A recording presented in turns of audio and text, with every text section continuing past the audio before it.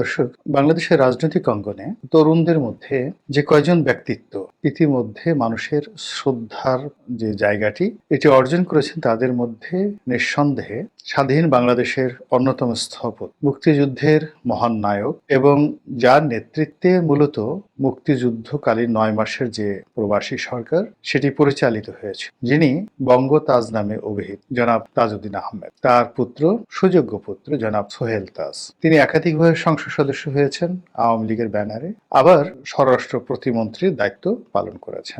তার যে দীক্ষা, তার যে পারিবারিক ঐতিহ্য, তার সঙ্গে মোটামুটি তার সন্তান এবং তার স্ত্রী সকলেরই একটা সম্মিলন রয়েছে। বাংলাদেশের রাজনীতিতে যদি আপনি জহুরা তাজউদ্দিনের ভূমিকাকে কল্পনা করেন আওয়ামী লীগের জন্য কিংবা স্বাধীন বাংলাদেশের গণতন্ত্রের জন্য, আপনি কোনো অবস্থাতেই তাকে তাজউদ্দিনের পাশে রাখবেন, ছোট চেয়ার দিবেন, ঠিক এরকম আপনি মনে করতে পারবেন। জনাব তাজউদ্দিন আহমেদ সাহেব যেমন তার আপন যোগ্যতায়, আপন কর্তৃত্বে জায়গা করে নিয়েছেন, একইভাবে জহুরা তাজউদ্দিনও কিন্তু বাংলাদেশের রাজনীতিতে এক অনবদ্য ইতিহাস তিনি তৈরি করেছেন। তো সেই তাজউদ্দিন সাহেব এবং জহুরা তাজউদ্দিনের সুযোগ্য সন্তান এবং একমাত্র সন্তান জনাব সোহেল তাজ। তো তিনি যখন স্বরাষ্ট্র প্রতিমন্ত্রী হলেন 2009 সনে, সবাই খুশি হল, এমন কোনো মানুষ নেই যে খুশি হয়। এবং তিনি যখন সেই স্বরাষ্ট্রমন্ত্রীর পদ থেকে পদত্যাগ করলেন, বাংলাদেশের সকল মতের মানুষ, এমনকি আওয়ামী লীগের যারা ঘোরতর শত্রু, তারাও কিন্তু ব্যথিত হয়েছিলেন এবং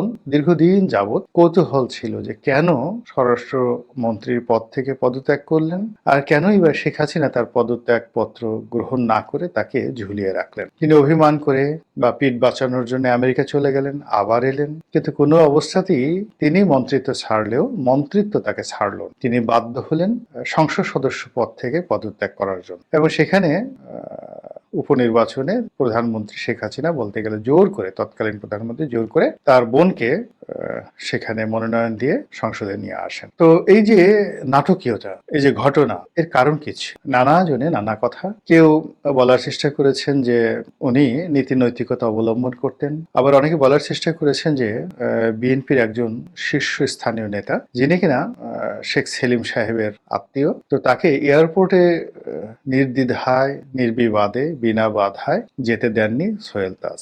এই কারণে জনাব শেখ সেলিম তার সঙ্গে খারাপ আচরণ করেছেন এবং অনেকে বলার চেষ্টা করেছেন যে প্রকাশ্য অফিসে গিয়ে শেখ সেলিম সাহেব সোহেল তাজ সাহেবকে থাপ্পড় দিয়েছেন এবং এই অভিমানে শেখ সেলিমের এই যে খারাপ ব্যবহার, এই কারণে তিনি পদত্যাগ করেছেন। তো এটা নিয়ে জনাব সোহেল তাজ কখনোই মুখ খুলেন। ইতিমধ্যে বেশ কয়েকবার তিনি অনেকগুলো ঘটনার জন্ম দিয়েছেন, নানাভাবে আলোচনায় থাকার চেষ্টা করেছেন, রাজনীতিতে বিকল্প কিছু করার চেষ্টা করেছেন, সংগঠন করার চেষ্টা করেছেন এবং আরো একটি বিষয় তিনি চেষ্টা করেছেন, সেটি হলো শেখ হাসিনার সঙ্গে বিরোধে না জড়ানোর। কিন্তু তা সত্ত্বেও তার এবং তার পরিবারের উপর নানা রকম প্রেশার তৈরি করা। তার আমেরিকা প্রবাসী বোন, যিনি নেতা এবং পিতা, একটি বই লিখেছিলেন এবং সেই বইটি সারা বাংলাদেশে এতটা সাড়া ফেলেছিল যে বঙ্গবন্ধু শেখ মুজিবুর রহমানের যে স্বাধীনতা যুদ্ধের অংশগ্রহণ এবং তার যে বীরত্ব, এটি নিয়েই রীতিমতো প্রশ্নের জন্ম দিয়েছে।